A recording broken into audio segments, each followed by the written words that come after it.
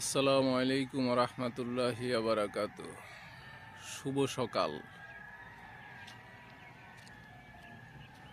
সকালের আবহাওয়াটা অনেক সুন্দর।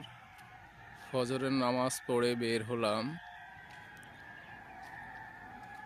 সূর্য কিছুক্ষণ পরেই উদিত হবে। অনেক সুন্দর প্রকৃতি, বাহিরের আবহাওয়া ঠান্ডা ঠান্ডা ভাব। এই যে এইমাত্র মসজিদ থেকে নামাজ পড়ে বের হলাম।